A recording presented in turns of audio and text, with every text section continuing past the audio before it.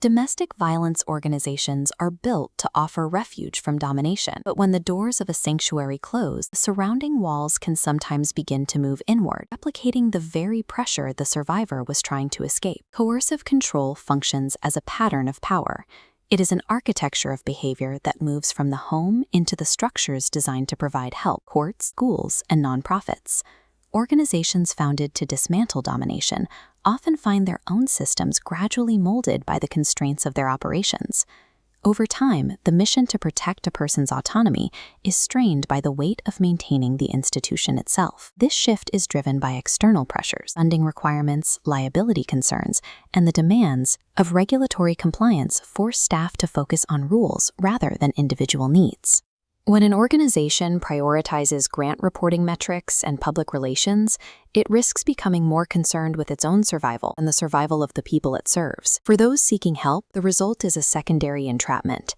They successfully leave a controlling relationship only to walk directly into a controlling system. An organization's intentions provide no protection if its systems consistently strip away a survivor's ability to make their own choices. Systemic drift can be identified by placing institutional practices in front of a mirror. When organizational behaviors are reflected against the tactics of interpersonal abuse, the parallels become visible. At the center of coercive control is the removal of a victim's agency. An abuser dictates what is safe and acceptable. The institutional equivalent is the removal of meaningful choice, occurring when survivors are pressured to follow a specific path. Organizations can drift into creating dependency by positioning professional staff as permanent experts on the survivor's life. This hierarchy discourages independent decision-making. When a system suggests it knows more than the survivor, it begins to mirror the abuser's dynamic of control. A survivor's assessment of their own safety becomes secondary to the organization's standardized procedures. They are taught that their intuition is a liability and that security is only found through obedience. The individual is prodded and maneuvered. They are no longer the author of their own recovery. They are an object being moved through a process. True advocacy requires the presence of risk because empowerment begins only where forced obedience ends. As organizations grow, they rely on procedures to ensure consistency. But when these procedures are treated as a substitute for critical thinking, the system begins to prioritize the rule over the person. Grant reporting often rewards institutions for ensuring clients follow directions. This creates a dangerous metric, where success is defined by how well a survivor complies with the program, rather than whether they are actually safer. An abuser's constant monitoring is reflected in an organization's obsession with procedural oversight. This oversight manifests as excessive documentation. Survivors repeatedly fill out repetitive forms, processed as files. Metrics track institutional activity, calls answered, or cases opened. These are outputs. They do not measure the outcome of survivor independence or stability.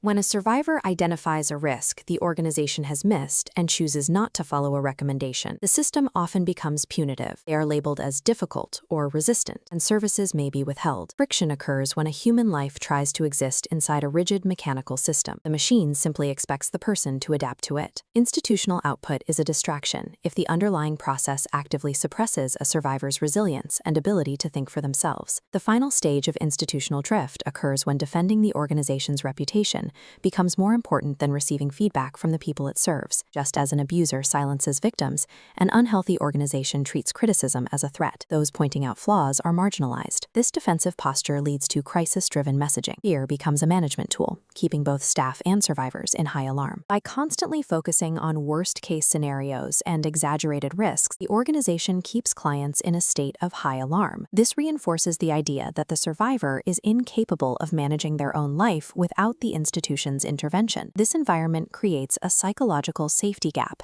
If an organization does not protect its own whistleblowers or allow staff to challenge leadership, cannot effectively model safety for its clients.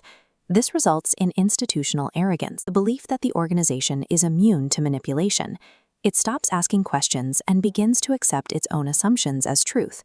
The institution becomes a monolith, reflects all scrutiny outward, preventing any view of its internal mechanics, while projecting an image of authority. When an organization refuses to hear criticism, it models the exact coercive behavior it was created to prevent. It prioritizes its own power over the freedom of its clients. Reversing this trend requires moving past the tracking of compliance and toward a system that measures the restoration of power. This can be evaluated through the agency matrix. Instead of checking boxes for completed tasks, this framework uses sliders to measure qualitative shifts in a person's life. 3 primary indicators must move toward the right. Is the person exercising more agency over their own choices? Do they feel their voices heard? And do they feel a genuine sense of safety? 3 supporting indicators follow. Is the person treated with dignity? Do they understand how the organization makes decisions? And is their independence increasing over time? This shifts the burden of proof to leadership. Every policy, every intake form, and every funding rule must definitively demonstrate how it increases a survivor's ability to make an informed choice. Compliance is not the opposite of coercive control. The opposite of coercive control is agency. It is dignity. It is the ability to choose a path without the threat of consequences from those claiming to help. Freedom is a measurable state. It is the transition from being bound by the expectations of others to standing separate and self-determined. Success is measured by the degree to which a person needs the institution less than when they arrived. The goal of advocacy is not to manage a survivor's life, but to ensure they have the power to manage it themselves.